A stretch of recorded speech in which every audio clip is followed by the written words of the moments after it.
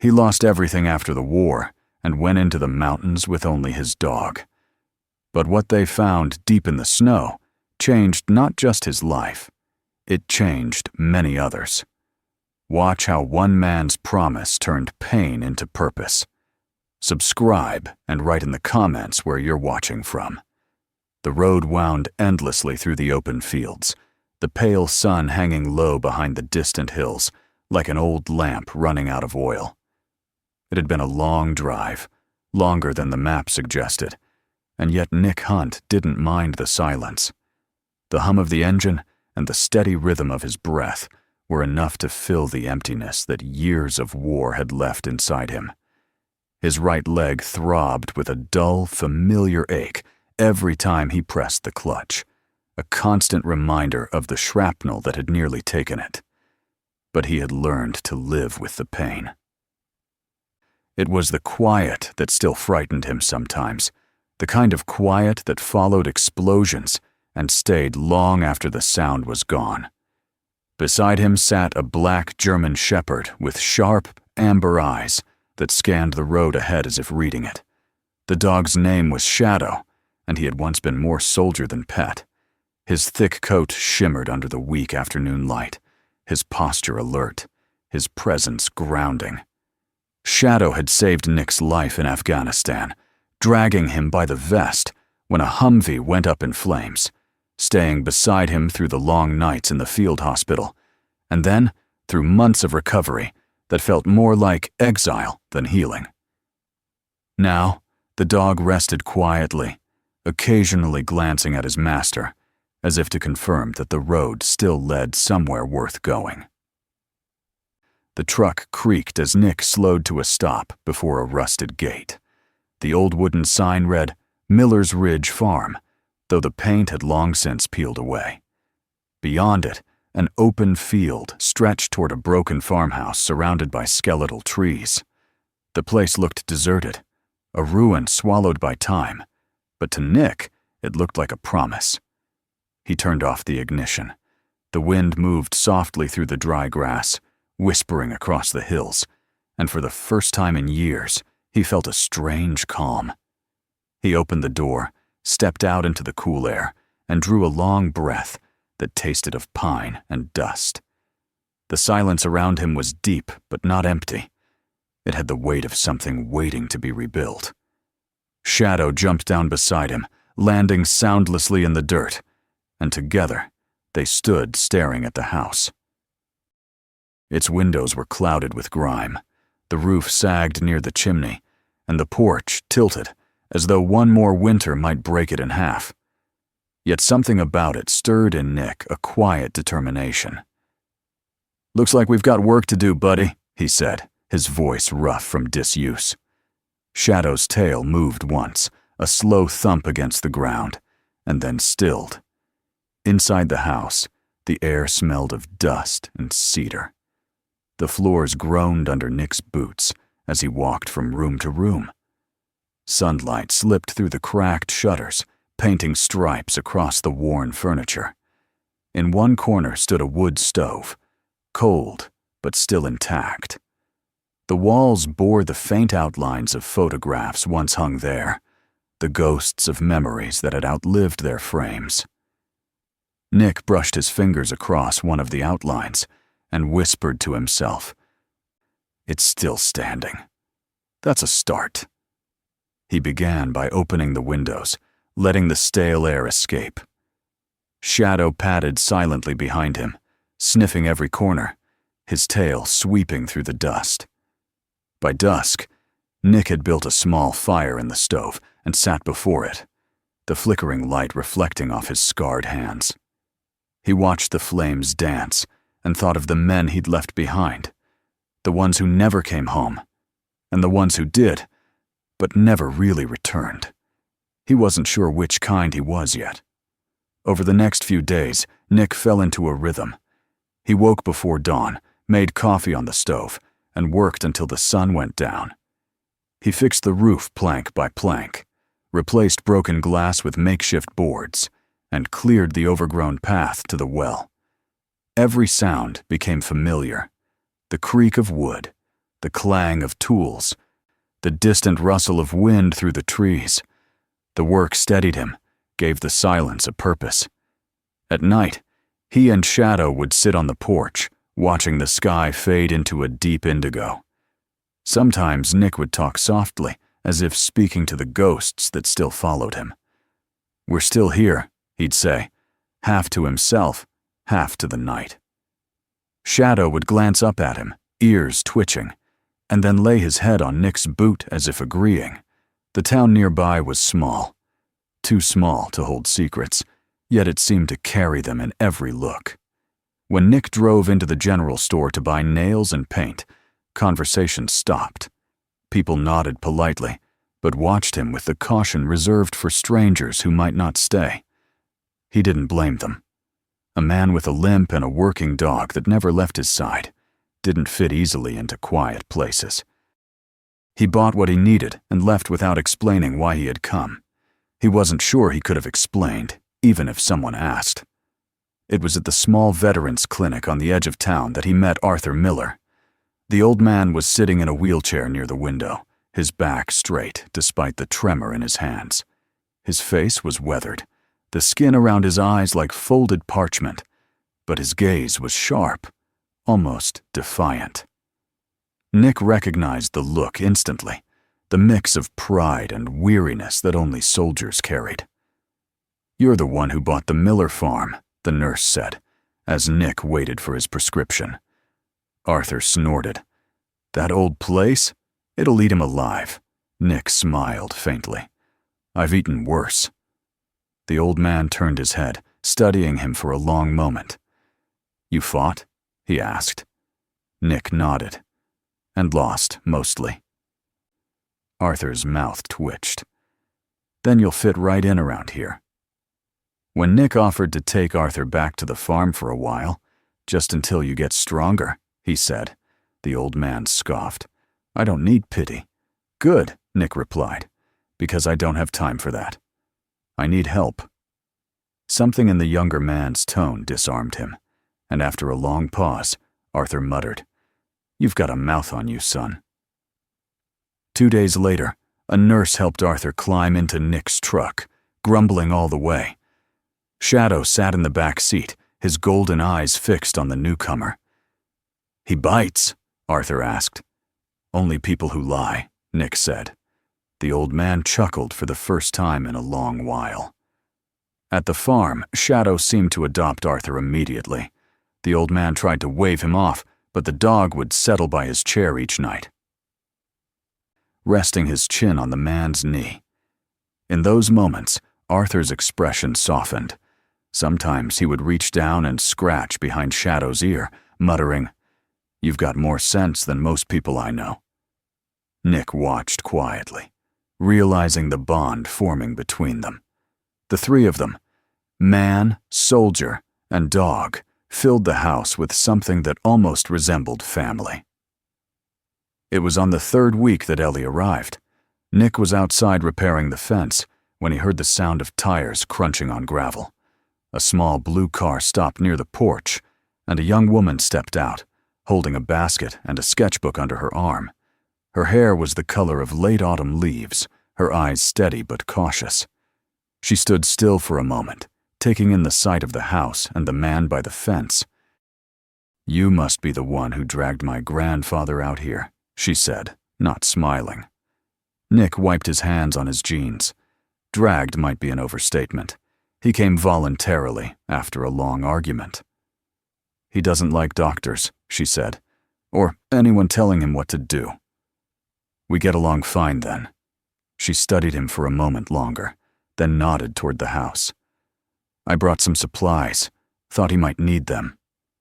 Inside, Arthur's face lit up when he saw her. "You finally remembered the old man," he said, though his tone was teasing. She kissed his forehead, and then looked around the room, noticing the tools, the dust, and the faint smell of pine from the fire. "You're really fixing this place?" she asked Nick. "Trying to." "Why?" He hesitated, glancing at the cracked ceiling. "Because some things are worth rebuilding, even if they never look new again." Her eyes lingered on him for a moment, unreadable. Then she nodded slowly. Shadow approached her cautiously, sniffing the hem of her coat before resting his head against her leg. She laughed softly, surprised. Well, at least someone here knows how to make a good first impression. That night, they all ate together, simple food, but warm. Arthur told stories that wandered between truth and memory, and for the first time since Nick's arrival, the house filled with the sound of laughter. Shadow lay by the fireplace, his ears twitching at every burst of it, as if guarding the moment itself. Later, when the fire burned low, Ellie stepped outside for air. Nick joined her on the porch. The stars were sharp against the dark sky, and the distant hills glowed faintly in the moonlight. "You think this place can really be fixed?" she asked. He looked at the house, then at her. "Everything can be fixed," he said quietly, "if you care enough to stay." She smiled faintly, not as a believer, but as someone who wanted to believe. Inside, Arthur had fallen asleep in his chair. Shadow lay curled beside him, his breathing slow and even. The house, for the first time in years, felt alive. Nick stood for a long time at the doorway, listening to the soft rhythm of the old man's snore and the steady crackle of embers. "You're right, old friend," he murmured to the dog. "Maybe we can make this work." Shadow opened one eye, blinked, and sighed contentedly. Outside, the wind shifted, carrying the scent of rain and soil, the smell of beginnings. And somewhere deep inside the silence that had haunted him for years, Nick felt the first fragile note of peace. Spring crept into Miller's Ridge without hurry, softening the edges of the frozen earth and washing the color back into the hills. The snow melted in uneven patches, revealing thin shoots of grass beneath the mud, and the air began to carry the scent of damp wood and pine resin. From the porch, Nick watched the world changing, and for the first time since coming home, he felt like he was part of something alive again. The farm had begun to shift from ruin to refuge, though not because of the repairs or paint. It was the people inside the laughter that sometimes escaped through the open windows, the sound of tools striking wood, and the deep breathing of a black German shepherd asleep by the door that gave it a pulse. Arthur Miller had regained some of his strength, though he still moved with careful steps and stubborn pride. Ellie stayed longer than she had planned, visiting on weekends at first, then simply staying. She said it was to help with her grandfather, but Nick could see that she had found something here she didn't know she was missing. The days unfolded with quiet rhythm. Nick worked on the barn roof, patched fences, and began converting one of the old sheds into a small workshop. He had a plan now, something that had taken shape in his mind during the long winter nights. He wanted to turn this place into a retreat for veterans like himself, a space where they could rebuild not just their bodies, but their sense of belonging. The idea had no funding, no official name, but it had purpose. He'd seen too many men come home only to fade in silence, swallowed by memories they couldn't share. If this house could hold him together, maybe it could do the same for others. Arthur was the first to understand what Nick was trying to do. One morning, as Nick measured boards outside, the old man appeared at the doorway, leaning on his cane. "You really think they'll come?" he asked. Nick looked up from his work. "If they need it enough, they will," Arthur nodded slowly. "They'll come for the work, maybe. But they'll stay for something else. You just make sure this place gives it to them." Nick didn't ask what that something else was. He already knew. By late March, the first guests began to arrive. They came quietly, one by one, men and women carrying duffel bags and invisible burdens. There was Sam, barely 22, his left leg replaced by a prosthetic, and his eyes empty of youth. There was Grace, a medic from the Middle East who hadn't slept through the night in years. There was Miguel, tall and silent, whose hands trembled whenever thunder rolled in from the hills. Nick welcomed them without speeches or sympathy. "You're not here to be fixed," he said. "You're here to build." They nodded, unsure, but something in his tone, the steadiness, the lack of pity, made them believe him. Ellie turned one of the spare rooms into a small studio for herself. She painted in the mornings, when the light was soft and golden, capturing the quiet moments that filled the farm. The way Arthur leaned back in his chair watching the fields, or the way Shadow stood guard at the gate, ears raised, his black coat glinting like polished stone. Her paintings were not about war or loss, but about endurance. She hung the first one above the fireplace, a field of tall grass swaying under a pale sky, a figure standing in the distance, small but unbroken. Beneath it she wrote in small letters, "We are not broken. We're just learning to walk differently." Shadow had become the heart of the farm. Wherever Nick went, he followed, steady and alert. When one of the veterans awoke from nightmares, Shadow would appear in the doorway and lie down beside their bed until the shaking stopped. He didn't bark, didn't demand attention. He simply stayed, breathing quietly, a living weight that reminded them they weren't alone. Arthur said the dog had more sense than most people. Ellie sometimes caught herself sketching Shadow again and again, trying to capture the calm intelligence in his eyes. One evening, as she showed Nick one of the sketches, he smiled. "He saved my life once," he said softly. "Dragged me out when everything else was burning." She looked up at him. Maybe he's doing it again. The veterans began to find their rhythm. Sam worked in the garden, clumsy at first but determined. Grace took over the kitchen, filling the air with the smell of spices that reminded them of faraway deserts. Miguel spent hours in the workshop sanding wood until it shone, and Nick, moving among them, felt something he hadn't known in years. Peace born not of silence, but of shared labor. In the evenings, they gathered around the table, telling stories that didn't need to be finished. Sometimes Arthur joined them, grumbling about kids these days, but his eyes gleamed with a warmth that no one missed. Ellie often sat beside Nick after dinner, her hands stained with paint. They didn't talk much, but the silence between them was different now, comfortable, full of small, unspoken understanding. One night, while washing the brushes, she asked, "Do you ever wish you could forget?" Nick dried a cup, considering. "No," he said finally. "Forgetting means it didn't matter. I'd rather remember and find a way to live with it." She nodded, her eyes reflecting the firelight. "You're not rebuilding a house," she said softly. "You're rebuilding people." He smiled faintly. "Maybe they're rebuilding me." April brought long days of sunlight and restless nights. The veterans began to talk about the future, what they might do when they left. But some didn't want to leave. The farm had become a place where no one had to explain why their hands shook or why they stared too long at the horizon.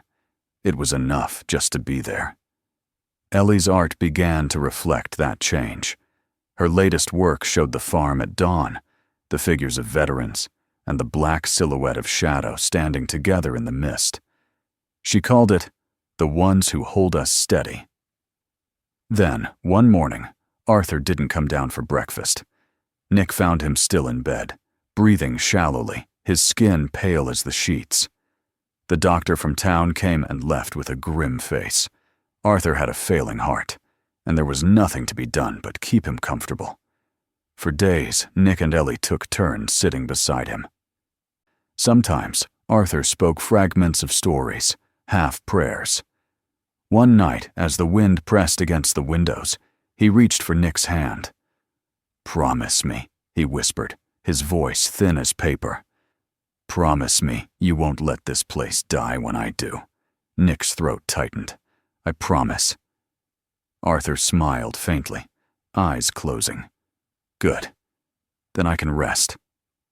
When the old man passed, the house fell into a silence deeper than any storm. Ellie didn't cry at first. She moved through the rooms like someone sleepwalking, gathering his photographs, his medals, his cane. Shadow followed her quietly, sensing the weight she carried. Nick buried Arthur beneath the large oak at the edge of the property, the same place where the old man had loved to sit and watch the sunsets. They marked the grave with a simple wooden cross and a line carved by Ellie's hand, for those who helped others stand. After the funeral, Ellie packed her things. She stood by the truck, the wind tugging at her hair, her eyes red but dry. "I can't stay here," she said. "Not now. Everywhere I look, I see him." Nick wanted to tell her that this was exactly why she should stay, that her grandfather's presence was part of what made the house whole, but he saw the exhaustion in her face, the way her hands trembled. So he only nodded. "You'll always have a place here," he said quietly. She smiled, small and sad.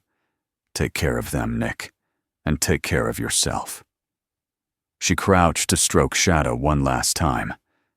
"You look after him, okay?" The dog whined softly, pressing his head against her palm.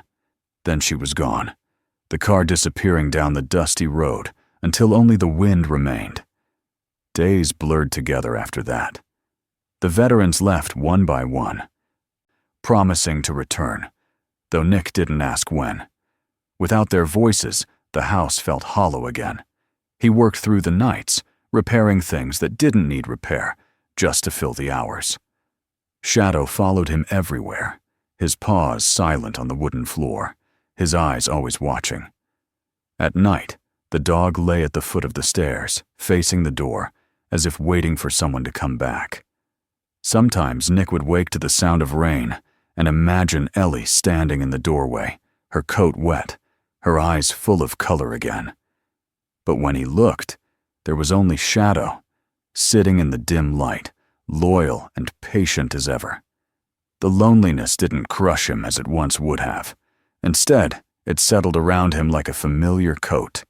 He began writing letters, one to the veterans who had stayed, another to the town council about turning the farm into a permanent rehabilitation center. He didn't know if anyone would respond, but the act itself was enough. It was motion, and motion meant life. On the wall above his desk hung Ellie's painting, the one of the field, and the figure standing unbroken.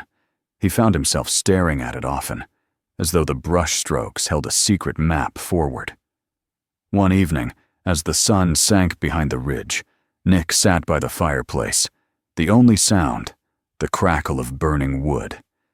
Shadow rested his head on Nick's knee, eyes half closed. "We did what we could," Nick said softly. The dog's tail moved once. "Maybe that's enough." Outside, the wind shifted again, rustling the leaves of the oak tree where Arthur lay. Nick thought of his promise, of Ellie's unfinished painting left behind in the studio, of the men and women who had found a piece of themselves here. The house was quiet, but it was not dead. Beneath the silence, he could feel something still beating, faint but steady, the pulse of all they had built together. He looked down at Shadow and smiled. "Come on, boy," he murmured. "We've got more work to do." When he stepped outside, the sky was painted with the last light of day, the fields glowing in shades of gold and ash. The wind carried the scent of rain again, and somewhere beyond the hills, thunder rolled soft, distant, like the echo of an old memory. Nick stood there for a long time, the black dog at his side, watching the horizon until the first drops began to fall. The rain came gently, washing the dust from the porch, tracing silver lines down the wood. For a moment, he thought he could almost hear Arthur's voice in the whispering wind.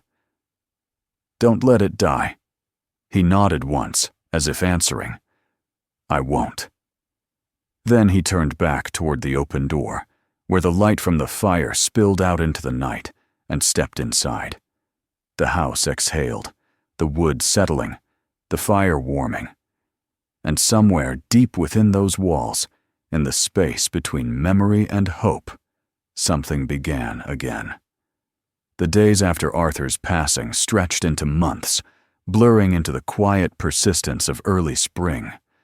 The farm held its breath through rain and thaw, its fields softening once more under the touch of warmer winds.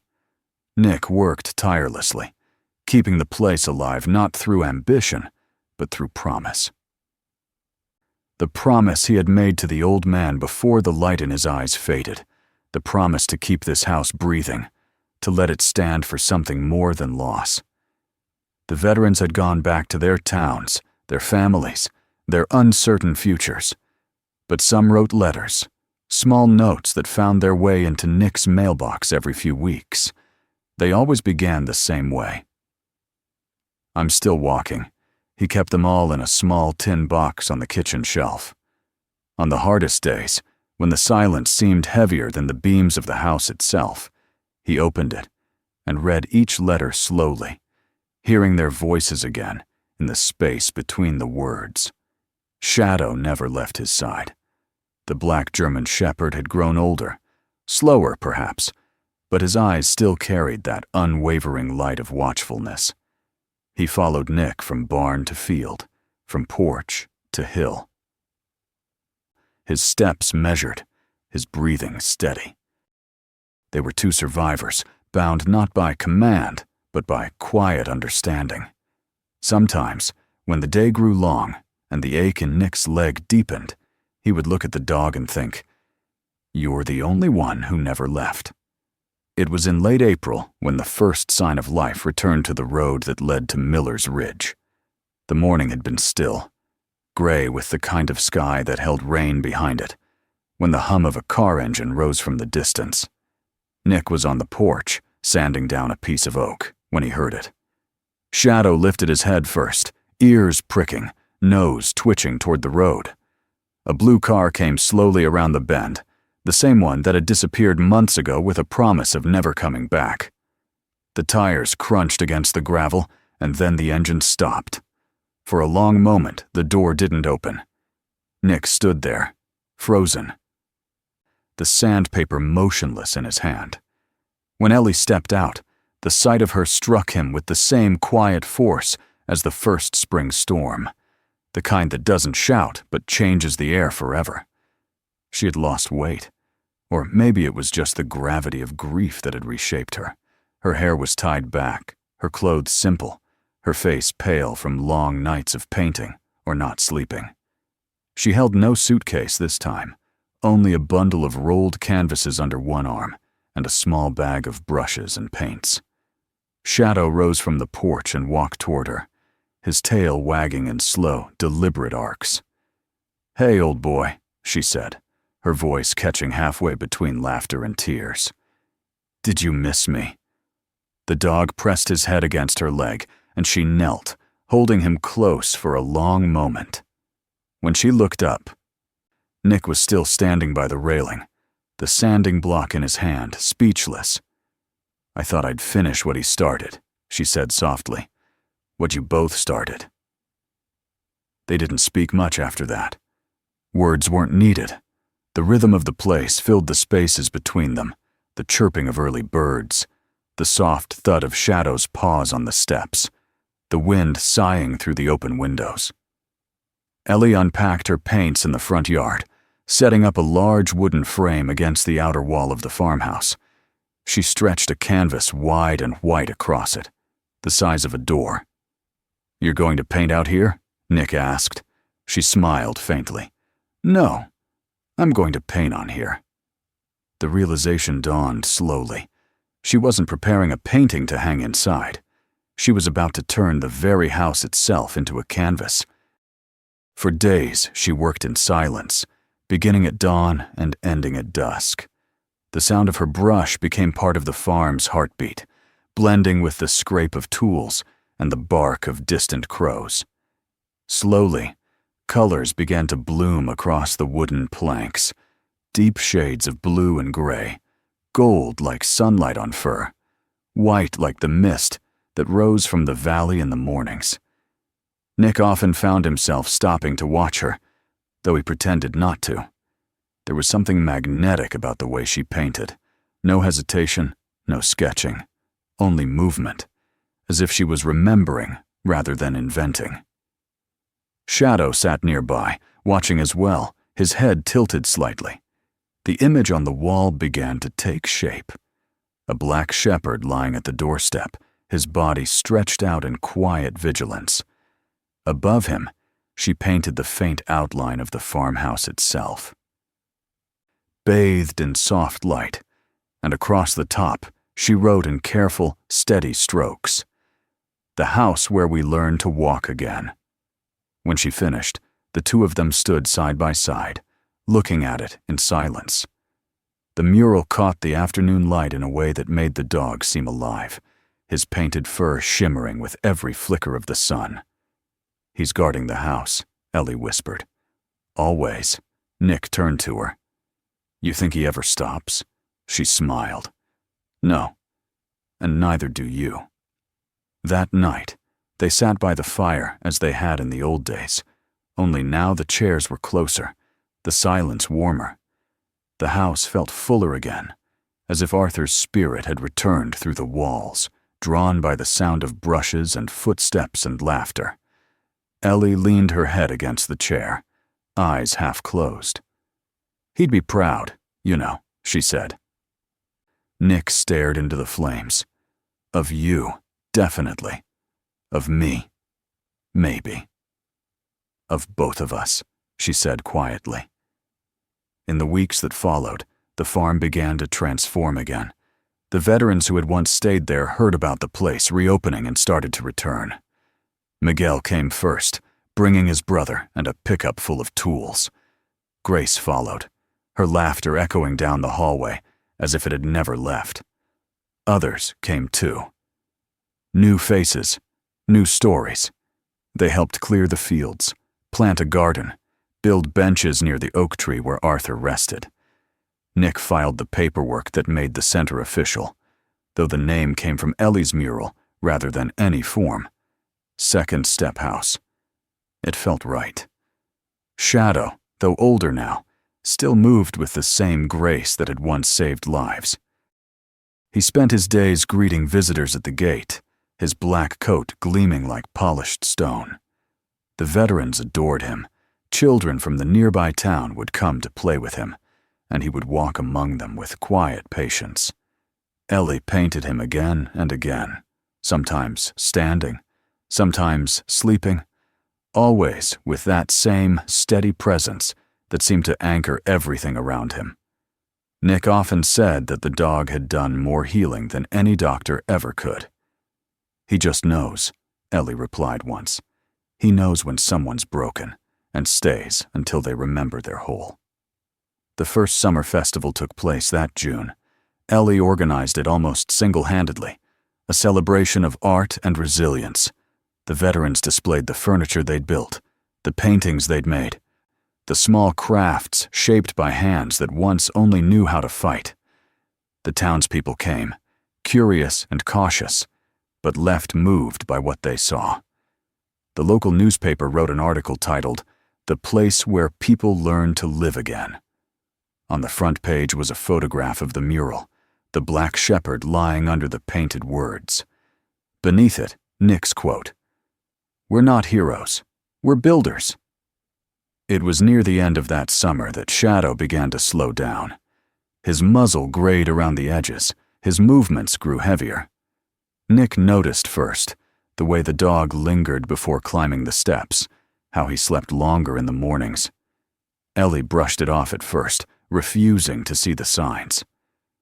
"He's just tired from the heat," she said. But the truth was there in the quietness of his gaze, in the way he followed Nick less and watched more. One morning, Nick found him lying at the foot of the porch, facing the fields. He walked over, knelt beside him, and rested a hand on his fur. The dog's breathing was shallow but peaceful. Ellie came out, kneeling too, tears already blurring her eyes. "He's waiting for you," she whispered. Nick stroked the dog's head gently. "You've done enough, boy," he said. "You can rest now." Shadow's tail moved once, and then stilled. They buried him beneath the oak tree beside Arthur. Ellie carved the words on a small wooden plaque, "The one who held us when we learned to stand." The veterans gathered there that evening, standing in silence as the sun sank behind the hills. No one spoke. The wind rustled the leaves overhead, carrying the scent of earth and pine through the air. Ellie slipped her hand into Nick's. He didn't look at her, but his fingers closed around hers. Time moved on, as it always does, but the house kept growing. By autumn, Second Step House had become a sanctuary, not just for veterans, but for anyone who needed to start again. There were workshops for art and carpentry, therapy groups under the oak tree, and quiet rooms for those who needed nothing but silence. The walls inside were lined with photographs, Arthur's crooked smile, Ellie's paintings, and a large portrait of Shadow painted from memory, his eyes steady and kind. Nick had written a small inscription beneath it, "Still watching." He and Ellie built their lives around the rhythm of the place. There were no declarations, no plans made out loud, only the steady companionship of two people who had found in each other the same kind of quiet strength that once lived in the old dog. On cool evenings, they sat together on the porch, watching the children of visiting families chase the new generation of shepherd pups through the grass. The laughter rose into the evening air, mingling with the rustle of the fields, and Nick felt a deep calm settle inside him, a peace born not from forgetting, but from finally understanding. One night, as the sky darkened into velvet and the stars came out one by one, Nick looked over at Ellie and said, almost to himself, "I thought I was teaching them to stand." She turned to him, her face illuminated by the porch light. "And? Turns out," he said, smiling faintly, "they were teaching me to walk." She didn't answer, only leaned against him, resting her head on his shoulder. In the distance, a shepherd pup barked, chasing shadows that danced across the fields. The wind swept gently through the grass, carrying with it the faint scent of pine and rain. Behind them, the farmhouse stood solid and warm, the painted dog still watching over its door, the words above him glowing softly in the starlight. And in that quiet, enduring moment, everything that had been broken, men, hearts, homes, felt, for the first time, whole again. If this story touched your heart, don't forget to subscribe for more. Watch the next one. And share this video with someone who still believes that healing begins with kindness.